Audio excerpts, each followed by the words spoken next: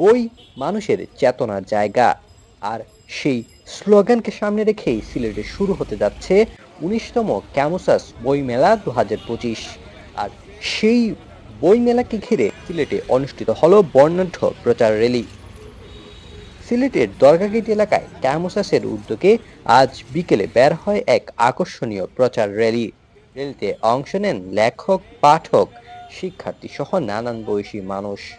হাতে বই, ফেস্টুন আর ব্যানার, সব মিলিয়ে বইপ্রেমীদের মিলন মেলায় রূপ নেয় সেই এলাকা। ৮ থেকে ১৬ ডিসেম্বর পর্যন্ত প্রতিদিন বিকেল ৩টে থেকে রাত ৯টি অবধি চলবে এই বইমেলা। মেলায় থাকবে আবৃত্তি, কুইজ, চিত্রাঙ্কন, গান, ক্যারাত সহ বিভিন্ন প্রতিযোগিতা ও সাংস্কৃতিক অনুষ্ঠান। আয়োজকদের মতে পাঠকদের বইমুখী করতেই এই আয়োজন, আর প্রচার র্যালি ছিল সেই প্রচেষ্টারই অংশ।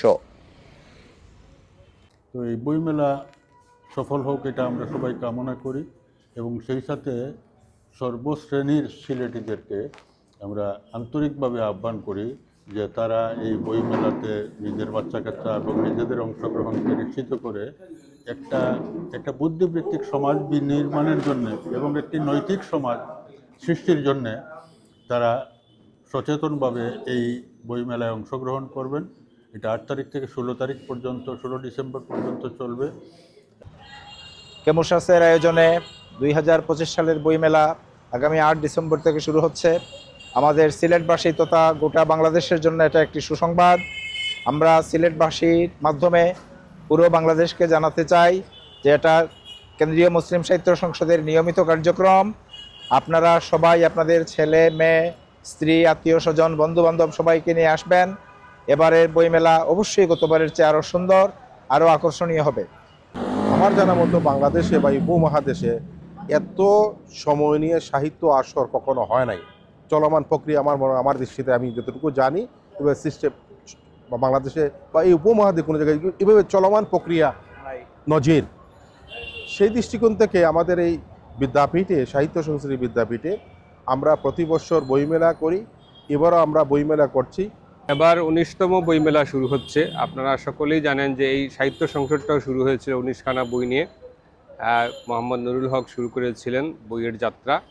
তো আমরা বইমেলা গত ১৯ বছর ধরে করে আসছি এবং এটা এখন একটা ট্রেন্ড হয়ে দাঁড়িয়েছে যে সিলেটের কেন্দ্রীয় মুসলিম সাহিত্য সংসদ একটা বইমেলা করছে। এখানে বাংলাদেশের বিভিন্ন জায়গা থেকে বিভিন্ন স্বনামধন্য প্রকাশনী অংশগ্রহণ করে এবং বিভিন্ন জায়গা থেকে বইয়ের পাঠকেরা বই খুঁজতে এখানে আসেন। তো আমি এবার আশা করব ডিসেম্বর আমাদের একটা বিজয়ের মাস এবং এই ডিসেম্বরে আমাদের ওয়েদারও খুব ভালো।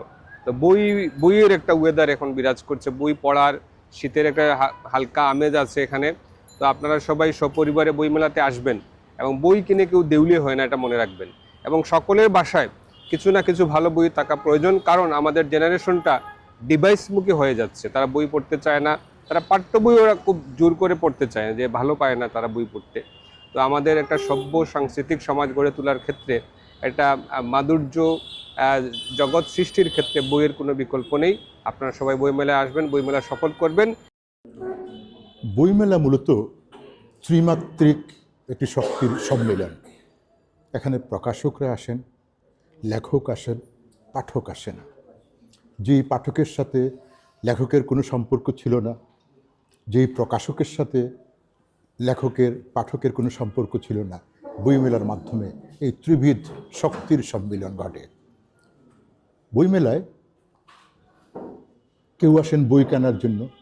আপনি যদি বইমেলায় বই কেনার জন্য নাও আসেন, কিন্তু আপনি খুশ গল্প করার জন্য, আপনার বিনোদনের জন্য, আপনার হৃদয়কে আরও প্রসারিত করার জন্য আপনি আসতে পারেন।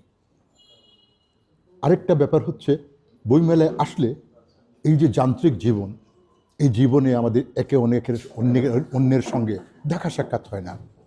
এইখানে একটা সম্মিলন ঘটে। নানাবিধ দিক থেকে বইমেলা আমাদের সামাজিক প্রেরণাকে জাগ্রত করে। তাই বইমেলায় আসুন, বই উপভোগ করুন, বই কিনুন। বই কিনে কেউ দেউলিয়া হয় না। বইমেলা আপনাদেরকে স্বাগত জানাচ্ছি। এবারের বইমেলা ১৯তম বর্ষে পদার্পণ করেছে।